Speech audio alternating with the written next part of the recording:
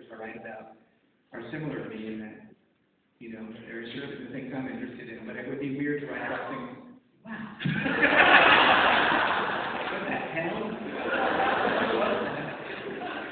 Someone really responded. Boy.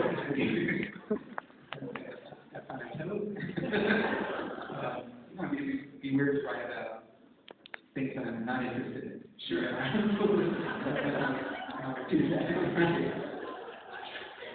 Well, this is your directorial debut. I'm letting you know that.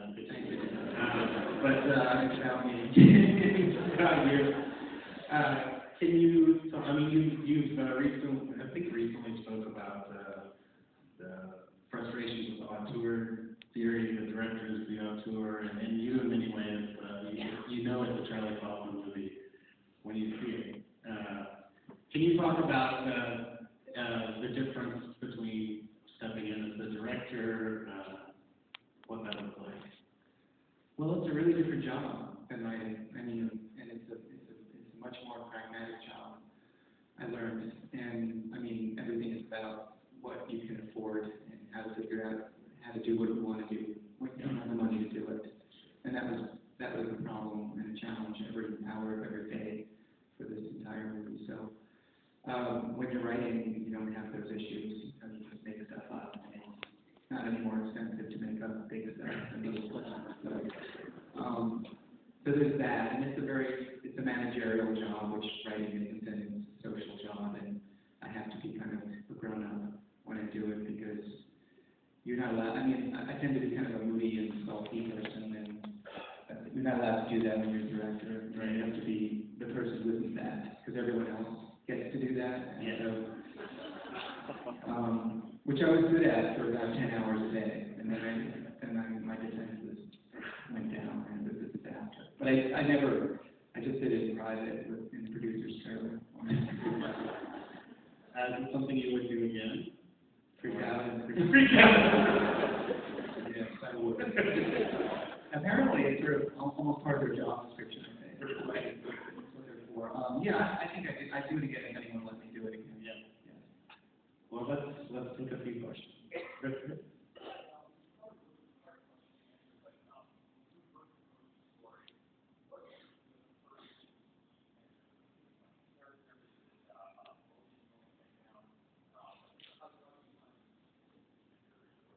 It actually can be either of those things or other things. I mean, there are things that interest me, and they're sometimes very vague or very simple things that I want to explore. I want to think about relationships, or I want to think about dying, or I want to think about time.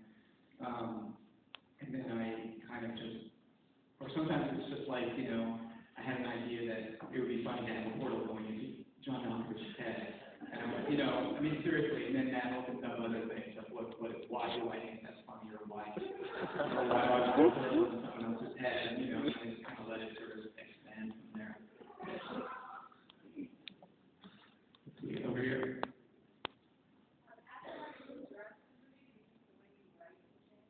After you direct, you think that the way you write will change?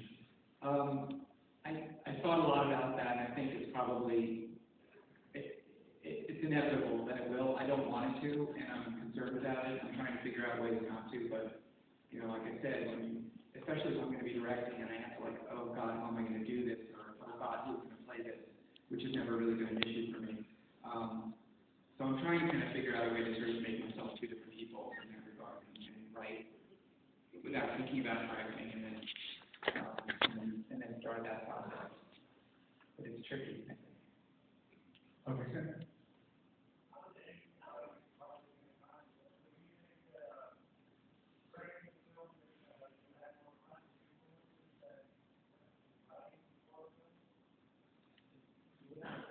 Yes, can you repeat that? When writing, not that anything I do could be unconscious, but when writing a film, did I feel like I had more conscious influences? When directing a film than when writing? You mean like stylistically people I was trying to imitate and that sort of thing, or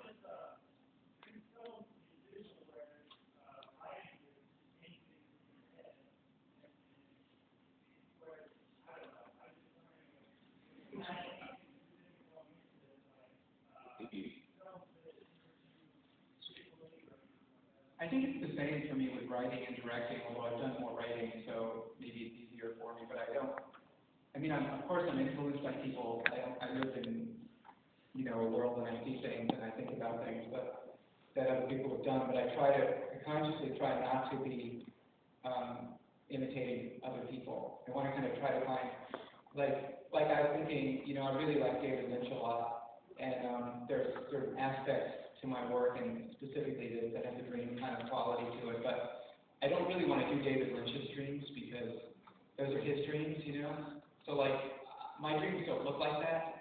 So if I'm trying to figure out my dreams, then I need to figure out what my dreams look like, and that's what I want to do.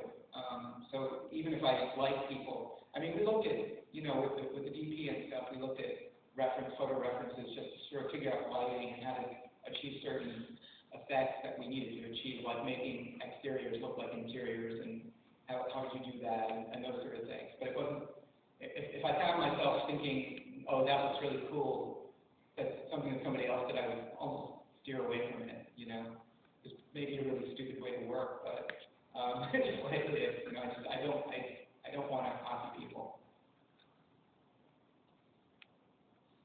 Okay. Yeah, I was wondering if you could talk about the songwriting credits. I wrote the lyrics to all the songs in the movie, and John Bryan wrote the music to them. I don't know what you wanted. What else did you want? What? I wrote a few songs for Human Nature, a song called Hair Everywhere, and I don't remember what the other one was, but there were a couple of songs. And I wrote a play that you mentioned. I wrote a song that for a play that I did a couple of years ago, and Carter Burlow did the music for it. So I like writing song lyrics. It's fun for me. Did I read that you had a pilot that had Oh, and that's true. I wrote a pilot. Wow. Cool.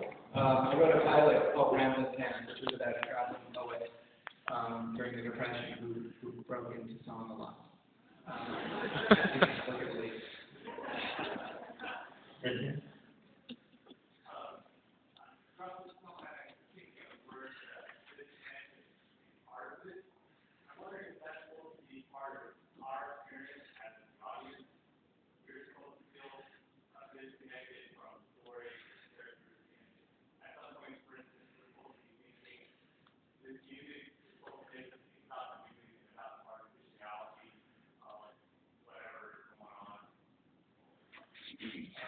Yeah, my goal was to have people so disconnected that when the movie's over, there's nobody left in the theater. That's when I said I was doing it for fun. I mean, my feeling about the movie is that you're supposed to think what you think. I mean, I kind of did this thing, and then what I'm interested in doing is creating something for people to interact with and have their own experience with. And so, I mean, if that's what you felt, then that's what you felt, and I can see those things. And certainly there is, there's a lot of communication problems and people looking for a sense of belonging and connection, and that is the movie. And there is, I mean, I do tend